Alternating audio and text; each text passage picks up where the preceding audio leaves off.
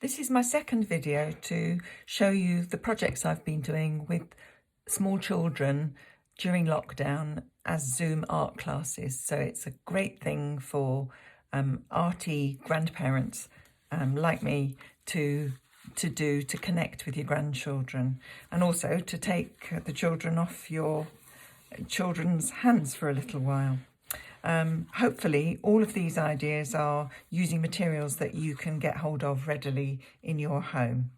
This one involves creating objects or little images using templates which you can cut out of paper.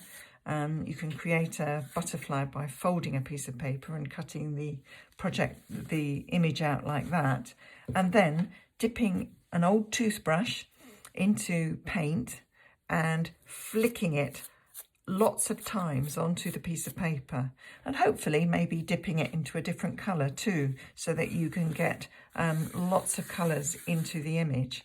Once you've done lots of flicking, it is quite mucky and the children have a great time doing it, and they can spend quite a long time flicking, is to carefully lift the template, and that reveals the butterfly.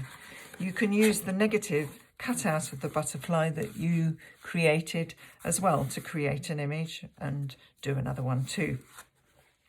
You can also just use leaves to do this. So this involved just laying leaves down on a sheet of paper carefully and then flicking all around it to create enough flicks to define the leaves, and then lifting the leaves up and you're left with a lovely design. So there's another one there, which I think is rather nice, doing it in sort of a greeny blue colour. The next design idea is to create lovely bubbly sheets.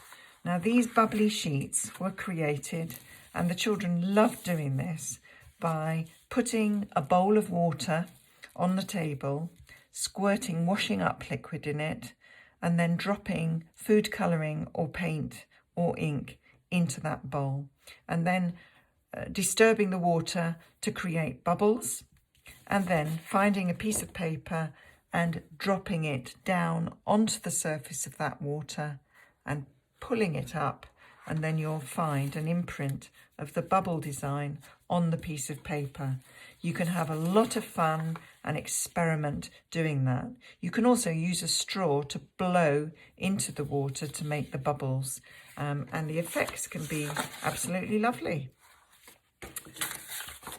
The next one is to use vegetables to do printmaking.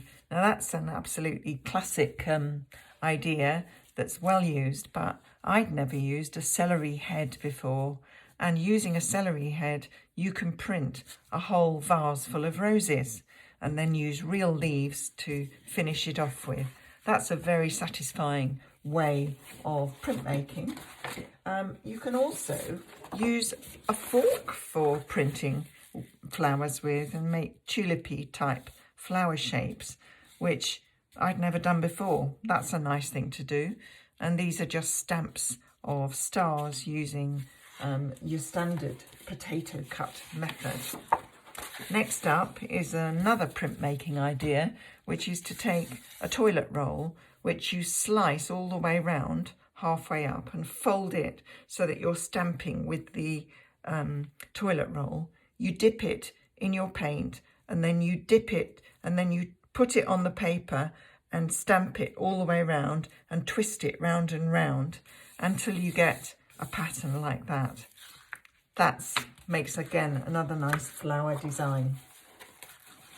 Next up is one that the children really love, which is to use string or wool or cotton, and to take a sheet of paper and dip your string into paint or ink, and then carefully place it on a piece of paper, fold the paper over so the string is sticking out a bit here, press down and pull the string out. Open it up and you're left with designs like this. I'll show you another one. There, that's a rather beautiful one. And there's another one. Another thing you can do, which is similar but not the same, is to put splodges of paint or ink on a piece of paper and take a straw and blow through the straw. Again, it's a bit messy, but you can get some lovely designs using that method.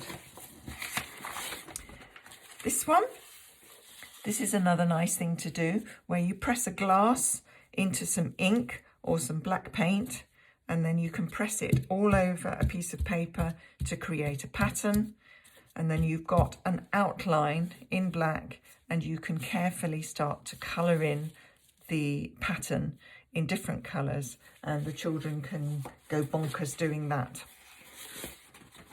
Next one is using thumbprints, and you can do thumbprints in different colours all over the paper, and then you can decide how to turn them into creatures, or you can have an idea first and create a head and a body and then add the extra features. It's a good fun thing to do. This is perhaps simpler with younger children, is just to press thumbprints all the way around in a circle to create a flower design.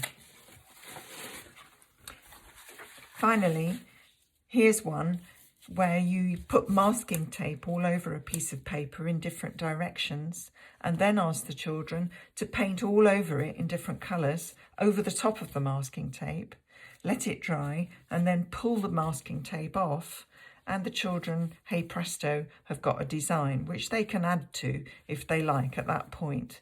But it's a good way of producing a design in a free form kind of way, so it's good with younger children.